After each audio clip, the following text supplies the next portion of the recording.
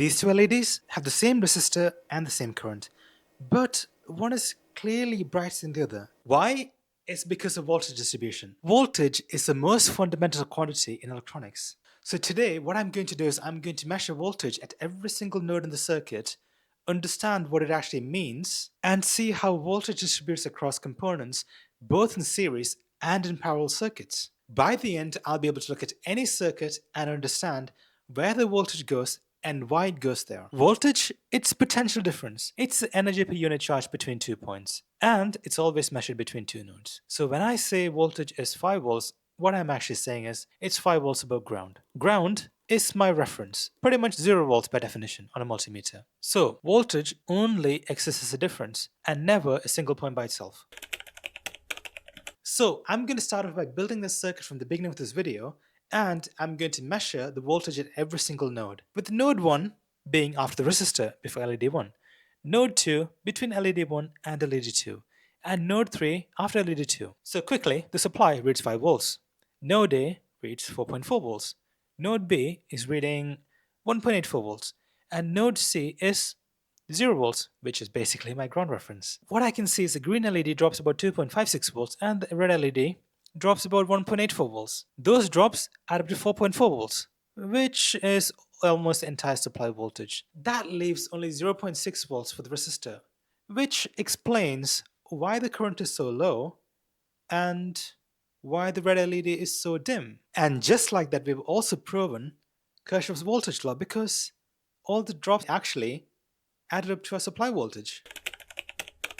Now, let me try a parallel circuit, which is two LEDs, each with its own 330 ohm resistor. When I measure the voltage is actually the same across both branches, and that's the defining feature of parallel circuits. But when I test each branch individually, the green LED settles at about 2.85 volts and draws about 6 milliamps of current.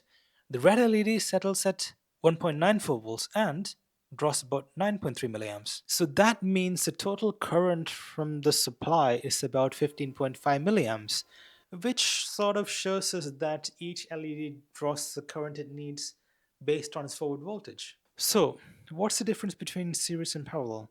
Well, compared to a series in a parallel circuit, you have the same voltage but different currents. Now, I've got a 5 volt supply, but what if I want a different voltage as a reference? That's where voltage dividers come in. All I need for this is two resistors. A voltage divider basically uses two resistors to split voltage based on its ratio. So, two 1 kilo ohm resistors in series across 5 volts will read 2.5 volts in its midpoint, which is exactly half. Now, if I change one of those resistors to 2 kilo ohms, that midpoint shifts to 3.3 volts, because the voltage divides in a 3:1 ratio. And voltage dividers, they're everywhere because they're used for sensors, for reference circuits, and even for microcontroller inputs. But there are some common problems that I can come across when I've tried to measure voltage. With the first one being, I might get an unexpected voltage reading.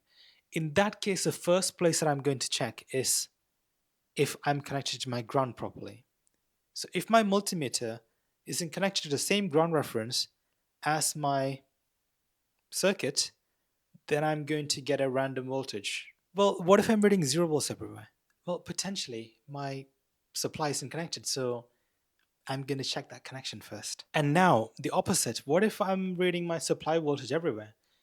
In that case, I probably have a short circuit, and I need to hunt for that. Voltage troubleshooting, it's really about making sure I've got the correct reference points and checking continuity. In the next video, I take a look at current. Thank you for watching. I'll see you in the next one. Bye!